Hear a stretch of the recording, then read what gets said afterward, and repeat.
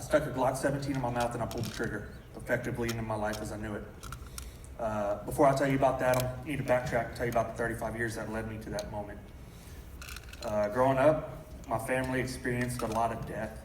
It seemed to be all around us at all time, whether it be friends, family, co-workers, whatever, people were just always dying. Happened from old age, sickness, murder, suicide, you name it. When I was about 8 years old, a childhood friend of mine was just a couple years older than me. He was murdered right down the road from our house, and by that point, it just seemed normal to me.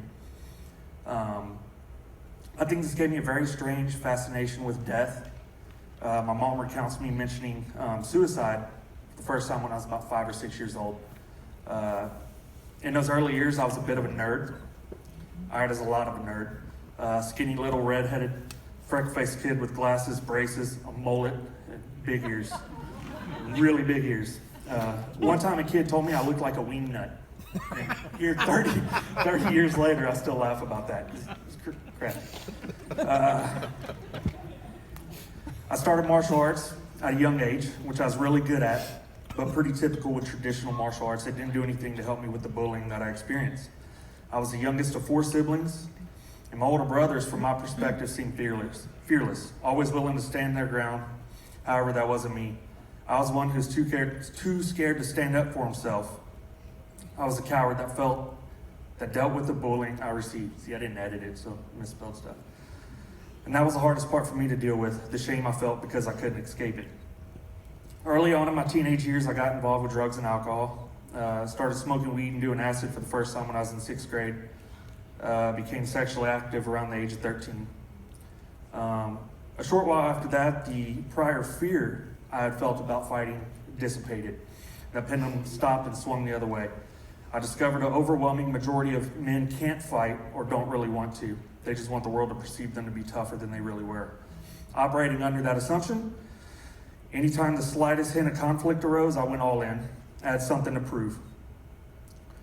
For the next couple years, this became my reputation. Being a skinny little white dude in the ghetto that'd be willing to get after it for little to no reason earned me a lot of respect from some sketchy characters. A lot of partying was going on in my life, drinking, sexual conquest. And those times around sketchy characters would put me in situations where I'd become the witness to things such as kidnapping and murder. In February of 2004, while sitting at the funeral of a friend and mentor of mine who had committed suicide, I decided I needed change.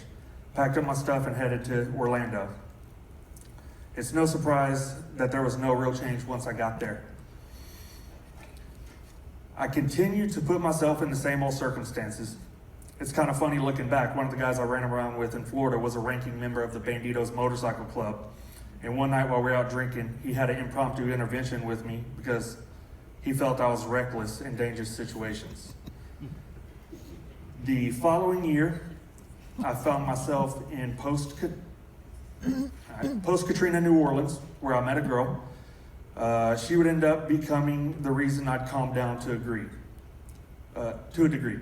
Well, her in mixed martial arts, where I was able to fight without having to worry about someone trying to kill me. A number of years went by. That girl, her son, and I moved here to the Dallas area. We ended up getting married, having another son, and life seemed good. He's good.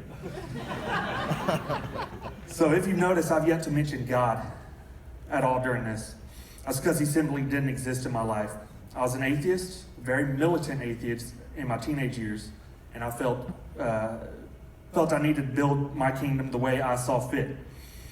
Here's the moment where that started to change.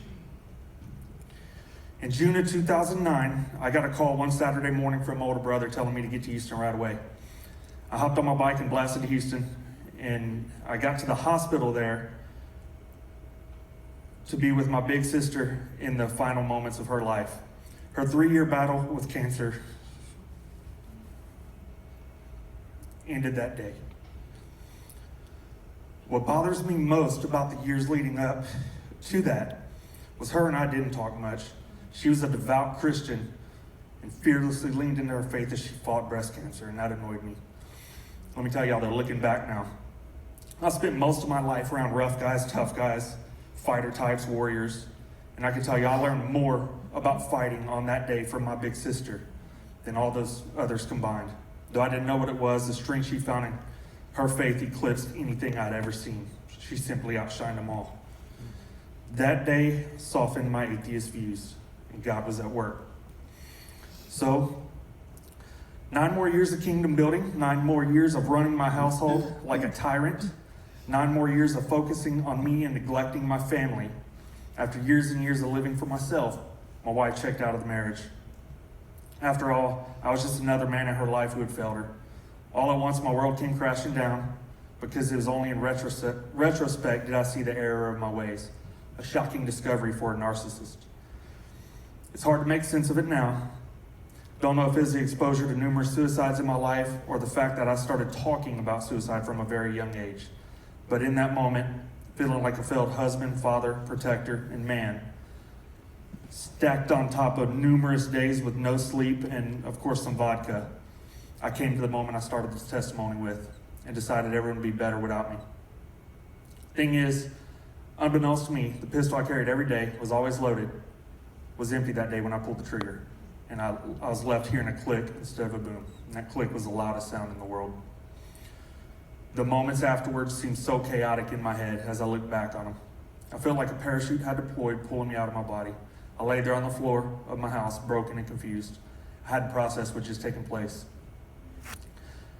I don't know if it was seconds or minutes later, but I felt a calm presence around me. The only thing I can compare it to is a comforting feeling a sick child gets from a loving parent. I felt the grace of our God. You see, for nearly 30 years, I believed that Christianity was a type of club that I didn't fit in because I wasn't perfect. God didn't like me. I believed that because that's what I had been told by a judgmental Christian. The most important part of this message I hope to convey is that you don't have to earn God's grace. I was an active denier of him, and he showed up when I needed him most, like a loving father does. A short time later, I got on the phone with a friend of mine that I hadn't talked to in years, someone I felt could relate to my situation. He was a former teammate of mine and a cornerman when I was fighting mixed martial arts, and I knew he would know what to say to help me fight. What he told me was, it doesn't matter how much time we spend preparing to fight the evils of the world. When that battle is raging inside, you have to have the right person in your corner. He didn't say that referring to himself. Keith is a Christian and had God in his corner, and he knew I needed him too. That evening, my wife and I went and sat with Josh and Dominique Durden, and the most embarrassing moment of my life was that day confessing to them what I had done. I didn't know how to say it, so I simply blurted it out. Josh is a close friend and a bold dude, and the reaction I got from him and his wife was completely unexpected. They treated our situation with grace, love, and kindness. They also made us promise to come to church with them the next day. So the next day, Sunday, For the Greater Good was the sermon Matt was preaching. That day I sat right over there where I still sit every Sunday and Wednesday. I looked around the room and I saw not a building full of snooty Christians looking down their noses at others, but a room full of broken people looking for guidance. I wasn't sure about the people raising their hands to the music, though. Seemed kind of weird. But on that, months later, I was reading a book by a guy named Joe Navarro, who's a retired FBI special agent and body language expert. In the book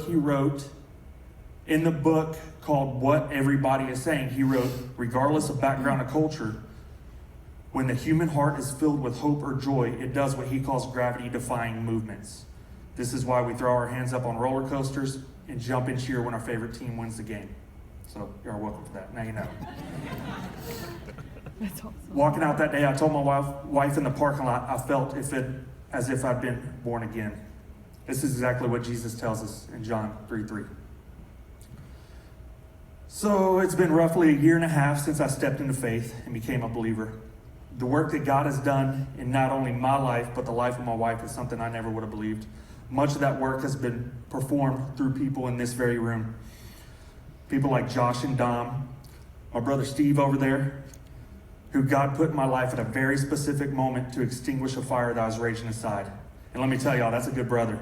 My dog doesn't even get as excited to see me as Steve does when I walk in. I go home, I'm like, man's best friend, right? Then I got Aaron and Jill Young. If I'm acting stubborn, Aaron will get in my face and challenge me on it and fight me if need be. And he'd do that knowing he'd lose. That's brotherly love, wherever you are, Aaron. Hiding. Then we got Philip and Lee Bennett, the Rogers, the Livingstons, and so on. These are all people that God brought into the lives of my family for various reasons. And his work has been performed through them. And most of them I met right here in Wednesday Recovery. This is all a part of God's design. Brothers and sisters, I don't know why I was given this rare opportunity at Life Again. I don't know why God said not yet that day. But I believe it's for moments like this so I can stand here and tell the world what he did in my life and how good he is. It's my story, but it's his glory. Amen. Say a prayer with me.